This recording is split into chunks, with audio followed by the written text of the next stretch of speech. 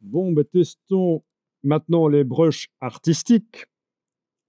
On va faire ça sur une copie du calque. Tant qu'à faire, je prends le calque, je l'amène sur le Sync Plus. C'est pas le seul moyen d'obtenir une copie, bien sûr, mais bon, voilà.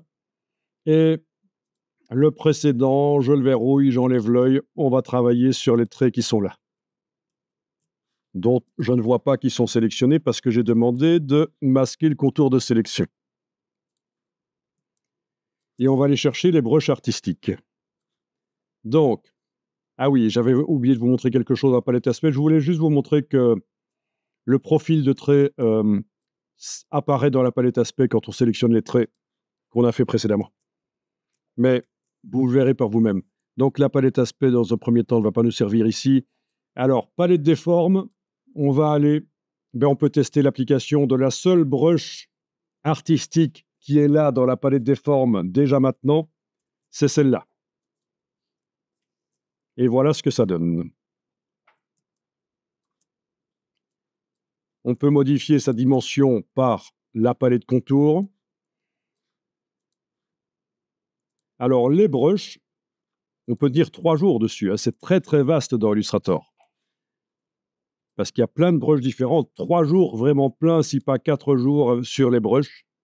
C'est très intéressant.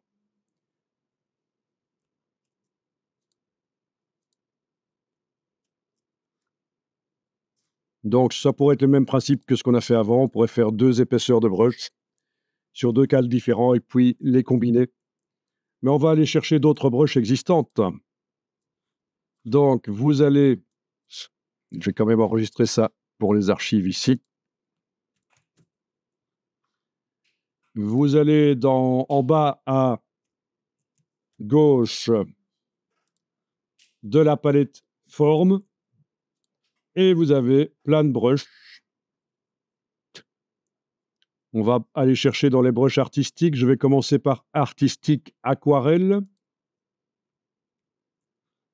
Voilà le panneau qui arrive. Est-ce que vous les avez grandes comme ça aussi, j'imagine?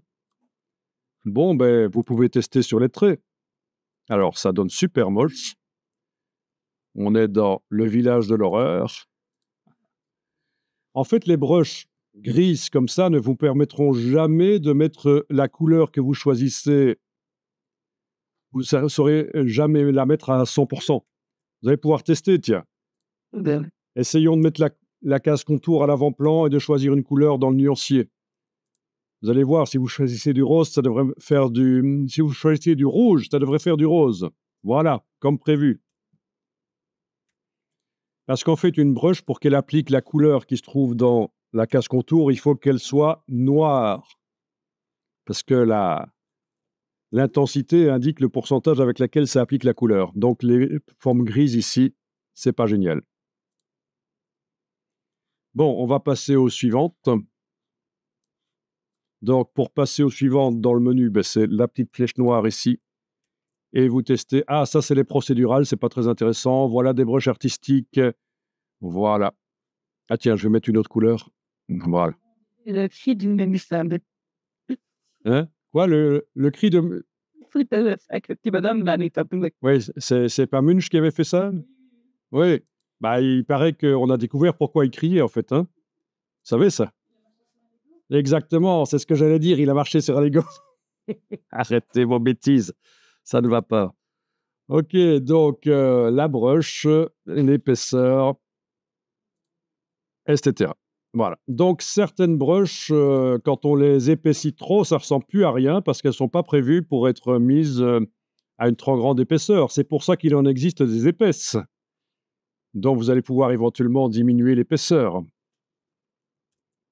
N'hésitez pas à taper quelque chose ici, 0,1, 0,0, quelque chose. Il faut tester. Voilà. Ça peut être très intéressant. Donc, il y a des brushes peignes. Tout ça correspond à ce qui se fait réellement, des brushes tâches. Et toute création vectorielle peut être transformée en brush. On pourrait créer une brush soi-même et l'appliquer sur des traits. À un certain moment, vous tombez sur un autre type de brush, les brushes de bordure.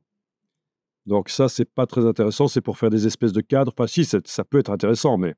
Et c'est pas nécessairement à mettre sur des formes carrées, hein. Ça peut se mettre sur des formes qui sont voilà, artistiques, je veux dire des choses, des dessins, quoi. Mais des brushes dans Illustrator, il y en a quelques-unes de différentes, hein. Les brushes de bordure, voilà, vous avez plein de brushes de bordure. Bordure géométrique, etc.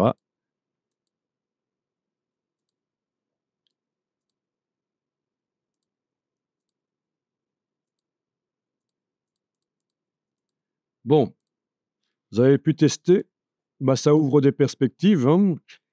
Hem,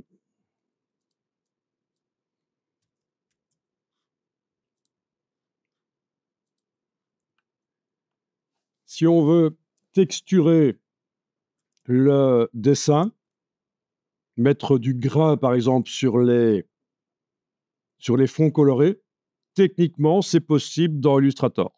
Mais ça va demander vraiment d'avoir un ordinateur qui tient la route, parce que là, voilà, si on commence à mettre de la texture, dessus, sur les formes, ça risque d'être difficile et on va tester sur une forme ou l'autre. Vous allez tester sur 2 formes le texturage et puis après vous allez voir qu'il y a une solution, c'est de passer, quand vous avez fini l'illustration, de la passer dans Photoshop et de continuer le texturage dans Photoshop.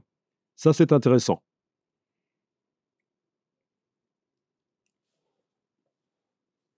Sorry. Non, si tu veux retravailler la peinture dynamique avec toutes les couleurs que tu as déjà là maintenant, c'est pas possible.